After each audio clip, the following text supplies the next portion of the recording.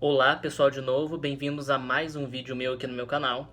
E esse vídeo é o primeiro de uma série de entrevistas que eu pretendo fazer com professores que eu já tive na faculdade. E nessa primeira entrevista eu vou estar falando com o professor Marcelo Rocco sobre o trabalho dele, o que ele pesquisa e alguns livros, enfim, vídeos talvez que ele poderia recomendar sobre o que ele gosta de pesquisar. Então vamos lá, a primeira pergunta. Marcelo, eu queria que você falasse um pouco sobre quem é você, como é que você começou a fazer teatro e como é que você começou a pesquisar o que hoje você pesquisa, se você pudesse falar um pouquinho pra gente sobre isso. E eu queria que você falasse um pouco sobre o que você mais gosta de pesquisar hoje, sobre o foco da sua pesquisa, o que é a sua pesquisa e falar um pouquinho pra gente sobre o que se trata. E por último, se você pudesse, eu queria que você recomendasse leituras para quem se interessou em talvez querer conhecer mais sobre isso que você pesquisa, que você falou pra gente. Pode ser livros, artigos ou até vídeos, filmes, o que você achar interessante, que poderia introduzir a pessoa nisso que você está pesquisando. Olá, Diogo, boa tarde. Muito obrigado pelo convite. Fico muito lisonjeado com ele, ainda mais com essa série. Espero que ela tenha muita longevidade. E vou falar um pouquinho a partir das perguntas que você fez. A sua primeira pergunta sobre como eu comecei a fazer teatro. É interessante porque desde que eu me conheço por gente, eu me lembro de tentar imitar as coisas que eu via na TV, né? O acesso que eu tinha no teatro muitas vezes ela era pela TV, né?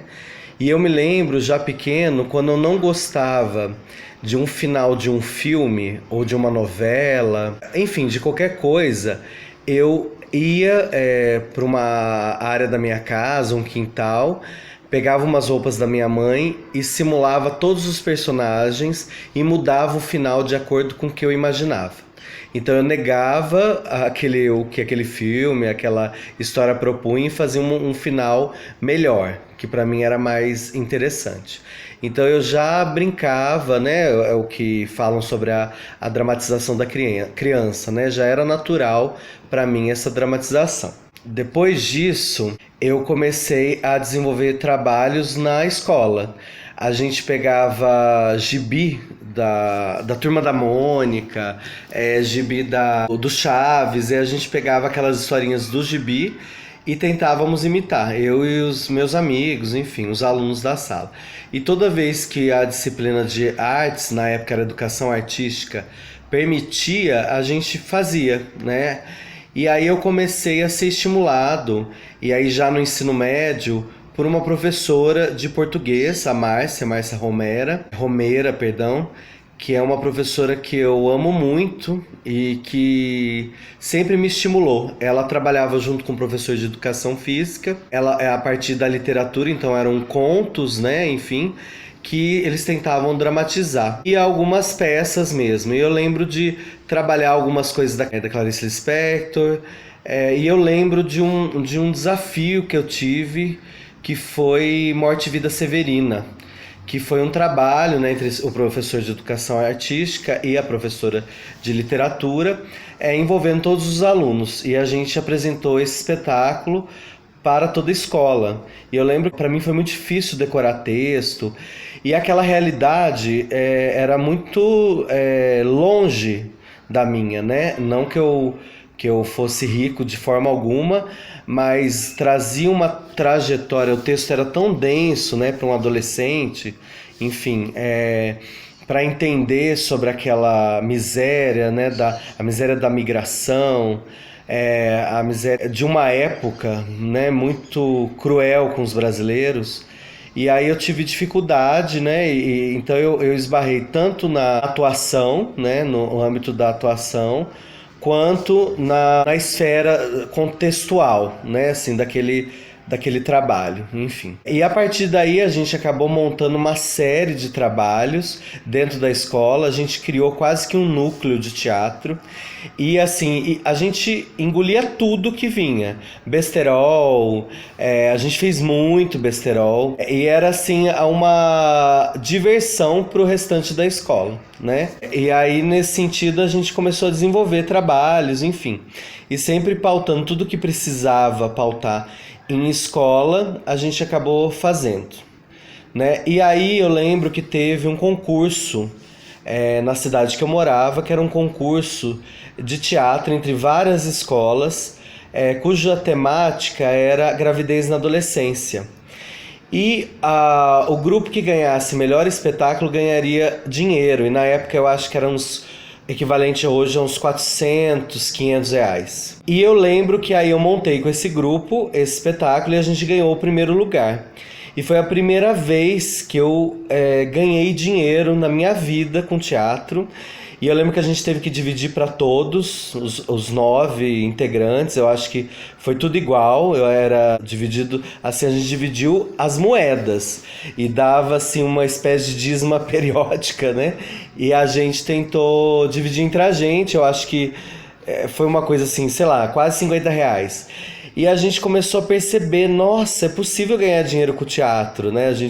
Eu comecei a pensar naquilo de uma forma profissional. Unido a isso, eu estava tentando resolver, entender coisas relacionadas à minha sexualidade, né? Enfim, eu sou homossexual e eu estava tentando entender isso na época. A minha mãe me levou para o psicólogo, né? Como muitos pais fazem, muitas mães, enfim, para tentar ver as minhas questões. E eu era muito ansioso, eu acho que devido a essas questões, né? As minhas frustrações, enfim. E aí eu lembro que o psicólogo sugeriu a minha mãe esporte e sugeriu para que eu fosse pro futebol. Algo que me deixou bastante frustrado. Acabei indo no futebol, sofri muito bullying lá, né? Eu acho que muitos gays se reconhecem nesse lugar. É um lugar ainda muito homofóbico, enfim. E aí acabei conhecendo a Casa de Cultura, onde tinha teatro. Então, já que era para eu extravasar a minha ansiedade, a minha agressividade, né? Eu era uma pessoa ainda sou, né? Muito ansiosa, muito nervosa. Eu acabei fazendo teatro aos 15 anos na Casa da Cultura. E aí lá eu aprendi, porque lá não era só aula de teatro, tinha artes plásticas, tinha várias outras aulas. E aí eu aprendi a fazer uma espécie de clipping, eu aprendi a fazer o que a gente chama de portfólio do artista, e eu comecei a pensar na possibilidade de fazer disso a minha vida profissional. E aí lá nós montamos peças adultas também, né? O professor, ele era formado em jornalismo e ele se interessava muito por temáticas sociais, e nós montamos Brecht, nós montamos Alcione Araújo, nós montamos Shakespeare. Shakespeare era muito comum, né? Todo adolescente que faz teatro, a grande parte acaba montando Shakespeare. E aí lá eu conheci o mundo do teatro a partir da dramaturgia, e de uma dramaturgia clássica, né? E aí eu comecei a fazer teatro por ali. Fiz lá dos 15 aos 18, se eu não me engano, e depois eu acabei fazendo faculdade, né? Eu acabei me interessando muito pela área para estudar mesmo, em forma de graduação. Acabei começando um outro curso que não era da minha área, e acabei depois indo para Minas estudar em Ouro Preto, em artes cênicas. E eu me interessava muito pela área de direção. Eu gostava de atuar, mas eu tinha uma relação de pensar em encenação. Eu pensava em encenação na minha cabeça, né? E montava ela e pensava a partir de uma série de relações. E aí faltou eu dizer uma coisa que eu me lembrei. Eu imitava muito as atrizes, eu até me lembrei disso hoje num post que eu fiz. Era atriz de filme, então, por exemplo, tinha uma atriz que eu gostava muito, que era a Juliette Binoche, que era um tipo de interpretação, a interpretação francesa ela é um pouco mais etérea, ela tem uma construção visual e até mesmo na face que é um pouco diferente da interpretação nossa latino-americana. E eu lembro que eu imitava, inclusive até brinquei que eu aprendi a fumar com a Juliette Binoche. Eu imitava muito um filme que eu gostava, que chamava A Liberdade é Azul, né? Da trilogia de um polonês, Ken Slowinski, porque eu tinha muito filme. Existia uma série da Folha de São Paulo, da Veja, da revista Época, enfim, uma série de filmes que você, comprando a revista, você ganhava o VHS, na época era em VHS. Então eu pegava esses filmes e imitava, e aí eu criava já roteiro, enfim. Então isso inclusive muitos roteiros ficaram guardados, que eu escrevi, e eu tentei transformar ele, teatralizar ele, ou pegar partes dele e começar a montar. E aí, nesse sentido, como eu falei, né, eu montava espetáculos, mas eu acabei assistindo um espetáculo da Denise Stoklos, que chamava 500 anos de Brasil S.A., que era só ela e um blazer, né, um casaco, não tinha mais nada. E ela conseguiu fazer em 1 hora a gente ficar estagnado, assim, parado, assustado. Eu achei aquilo tão bom e eu comecei a perceber que o que ela fazia no teatro era bom e o que eu fazia era muito ruim. E eu sei que eu só tive essa oportunidade porque eu tive o privilégio de conhecê-la, porque eu tive acesso, né?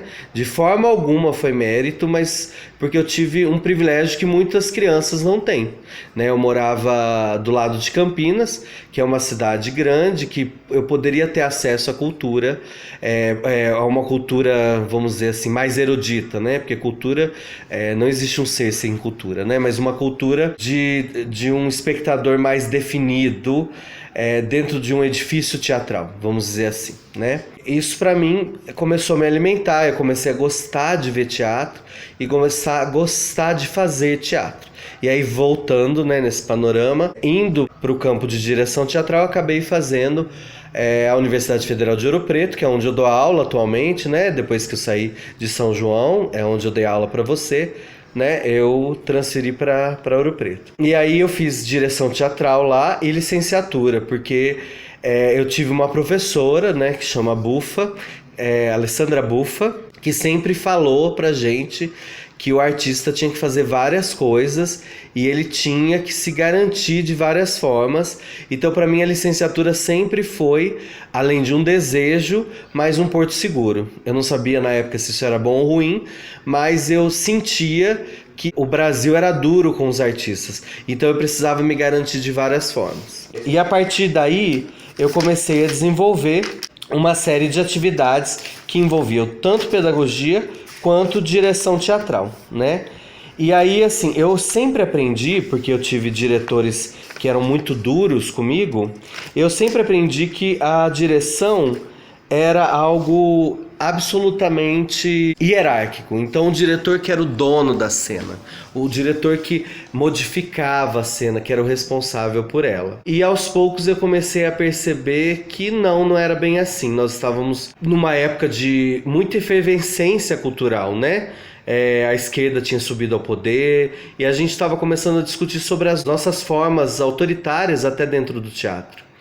E a pedagogia me ajudou muito isso, a pensar o teatro, mesmo como diretor, de uma forma menos hegemônica, né, em que eu pudesse dialogar. E a gente acabou experimentando. A universidade, ela tem muito isso, né, ela permite você experimentar muito, algo que o mercado não faz, né? O mercado que é algo mais, geralmente tende a ser mais pasteurizado, né? E as pessoas precisam comer, né? Os artistas precisam sobreviver, então muitas vezes nós acabamos nos enquadrando na lógica do mercado, que é mais pragmática, né? E capitalista, né? Que olha o que a gente produz como um produto final que tem que ser, que não tem muito tempo para experimentar, tem que ser rápido. E aí eu comecei a desenvolver uma pesquisa na academia, cuja temática, tinham várias temáticas que me interessavam, mas a temática que mais me interessava sempre passava pelo corpo. O corpo erotizado, o corpo prostituído. Eu trabalhei muito com Plínio Marcos, muitas vezes. O corpo gay me interessava. A sexualidade sempre entrou, né? A sexualidade latino-americana. A gente ainda não tinha termos, que hoje como a gente usa teatro pós-dramático ou teatro performativo, não existia isso. Mas eu sentia a necessidade de colocar corpos reais em cena, né? E jogar com isso. E tinha um outro elemento que eu gostava, eu comecei a me incomodar muito com esse teatro que eu achava de uma política muito séria. Eu achava um pouco arrogante um tipo de teatro que é levado até o espectador para que o espectador leve uma mensagem no final. Eu não gostava muito dessa coisa do ator ir pro proscênio, né?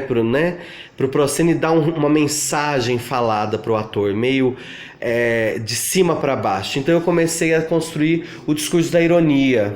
Eu achava mais interessante trabalhar com sarcasmo. Então todos os meus espetáculos permeavam a sexualidade como temática, o corpo como temática e a ironia. Então nos espetáculos a gente brincava com a desconstrução. Então tinha um caos e você desconstruía um discurso que era muito pesado a partir da ironia. Então o espectador, ele ria e a gente puxava o tapete. Ele ria e a gente puxava o tapete. Era um pouco essa lógica que eu gostava de trabalhar. Então, e as temáticas sociais, talvez muito influenciado pela minha professora de literatura, também apareciam para mim. Né, essa ideia da margem, das figuras que trabalham à margem também. E claro, né, sempre autobiográfico, né, o meu corpo falava ali também. E aí eu eu atuava também bastante na época, muito fazia, e eu sempre atuava fazendo comédia. É engraçado que as pessoas sempre me convidavam para fazer comédia. Eu acho que talvez porque como ator de drama eu não funcionava muito bem, não. E aí, assim, eu acho que eu consegui uma certa popularidade a partir da comédia. Mas como diretor eu queria essas relações de sarcasmo, de ironia, que elas aparecessem no meu espetáculo. A partir daí eu comecei a trabalhar, entre o palco italiano e o que a gente chamava na época, porque não tinha nome, de quebra de quarta parede. E depois eu vinha chamar de acontecimento. Então, para mim, o espetáculo ele tinha que ser um acontecimento. Meus espetáculos geralmente tinham vinho, tinham bebida, tinha uma relação com o público. Eu já tinha assistido também muitos Excelsos. E eu me interessava por essa lógica em que as coisas aconteciam como uma relação de acontecimento mesmo, de que você podia estar fazendo algo, fumando e assistindo o espetáculo. Eu achava que o espetáculo não tinha que ser chato, cansativo e monótono, e também ele não tinha que ser edificante, no sentido de que eu como ator iluminado levo algo, né, o diretor leva uma mensagem. Eu queria que fosse mais cortante e que trouxesse vários diálogos, né? Enfim. E a partir daí eu comecei a perceber que o palco já não bastava. E aí comecei a pesquisar o que vem a ser minha pesquisa hoje. É o que a gente chama hoje, na época não tinha esse termo, de performatividade na cena, né? O que a gente tinha na época era performance, né? A gente traduzia uns autores, sobretudo Schechner, enfim, alguns autores que vinham para o Brasil, geralmente iam para a USP, e eram difundidos no Brasil inteiro, porque a USP e a Unicamp acabavam, inclusive, tomando a cena de uma forma mais hierárquica em relação às universidades do interior de Minas, enfim, Nordeste e tal. E isso aos poucos foi mudando, ainda bem, né? Hoje a gente tem uma série de produções acadêmicas que não mais centradas no eixo Rio-São Paulo. A gente consegue diferenciar. Minas, inclusive, tem se construído muito bem como teatro de grupo, tem pautado a cena contemporânea, né? Enfim. E aí, nesse sentido, eu comecei saindo do palco e comecei a construir ocupações espaciais.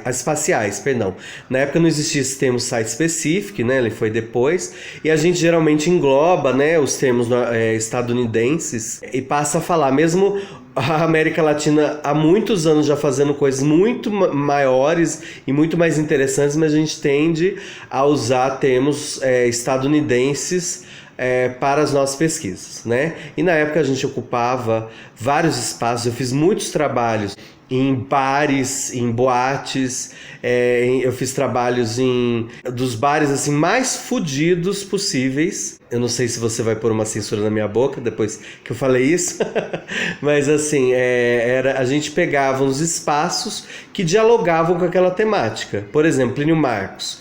Eu peguei 3 peças dele sobre prostituição feminina e coloquei num boteco fuleiro lá em Ouro Preto, bem fuleiro, e a gente reconstruiu aquele espaço a partir da noção do que a gente chamava de acontecimento, né? E aí eu comecei a perceber como que o corpo, como o ator em plano real, né, se presentificando e se aproximando fisicamente, era interessante. E a partir daí eu comecei a pesquisar a noção da performatividade na cena. Acabei fazendo especialização na UENG, né, na Guinhar, onde eu tinha vários professores das artes visuais, que me ajudou muito a pensar a encenação. Professores de outras áreas que não do teatro, que me tiravam do chão e do meu conforto. Depois fiz mestrado e doutorado na UFMG, né, com a professora que a minha orientadora era a Mariana Muniz e com a orientadora Nina Caetano. E aí eu comecei, são duas orientadoras muito fodas nessa área da pesquisa, da aproximação física, enfim, com o espectador, da improvisação, dos estreitamentos, né? E sobretudo, comecei a me inclinar para a rua, né, trabalhando até com um agrupamento chamado Obscena, que é um agrupamento de Belo Horizonte, né, na época coordenada pela Nina Caetano. E aí, nesse sentido, eu comecei a endossar a pesquisa sobre performatividade, aproximação física e rua. E a pesquisa que eu desenvolvo durante pelo menos 10 anos, né, culminando hoje. Terminando você falou sobre a indicação de livros, né? Hoje eu percebo que a universidade, porque a gente dá aula na pós-graduação, então eu percebo que eu tenho mais escrito que lido, né? Talvez eu deveria estar fazendo o contrário nesse momento. Mas eu queria indicar um livro que eu estou começando a ler. Na verdade, eu já li trechos dele, enfim, em PDF, e agora eu tenho ele impresso, que eu acho que é uma autora que eu gosto muito, que eu a considero filósofa, mas ela se considerava em vida apenas não, né, como teórica, né, o que é muito importante, né, enfim, a teoria é muito importante, mas eu a considero filósofa, e vários outros autores vão considerá-la, e leitores também, que é a Hannah Arendt, né, esse livro aqui, As Origens do Totalitarismo. Para mim está sendo muito importante discutir isso, porque eu acho que a gente está vivendo, de alguma forma, esse retorno da pior forma possível no Brasil. E aí, nesse sentido, eu indico esse livro que eu estou relendo, para a gente começar a entender, inclusive, a lógica totalitária brasileira, né? Porque claro que ela é muito diferente da Europa. A ditadura brasileira, né, o fascismo brasileiro, tem outros roupantes. Os fascistas brasileiros muitas vezes parecem aqueles tiozãos de churrasco, né? Que fazem piadas e é tudo uma brincadeira, né? Então, nesse sentido, eu indico esse livro porque ele vai falar sobre a origem totalitária, como que ela transforma, como que o totalitarismo ele aparelha o Estado, né? E de alguma forma ele negocia algumas misérias para a população, né, dão algumas migalhas para a população. É um texto que vai falar, inclusive, tentar desmistificar de alguma forma essa noção do mal original para se construir uma noção de um mal burocrata que cumpre ordens, né? Não é muito da área do teatro, mas é algo que eu necessito ler porque eu gostaria de falar num próximo trabalho do âmbito teatral. Eu acho que é importante, eu acho que a gente tem visto coisas horríveis acontecerem e a gente tem feito apenas notas de repúdio, né? Eu acho que está na hora dos artistas tentarem revidar de outras formas, combater de outras formas, tá bom? Espero ter respondido todas as questões, te agradeço mais uma vez. Acho que seu trabalho ele é super importante nesse sentido, né? Ajudar a divulgar o que a gente tem produzido nessa pandemia, ainda mais agora, né? Que os artistas estão sofrendo com tanta demonização, né, da nossa categoria e da nossa classe, enfim. E os artistas também têm sofrido muito economicamente, né? Então a gente precisa começar a discutir quais são as próximas estratégias.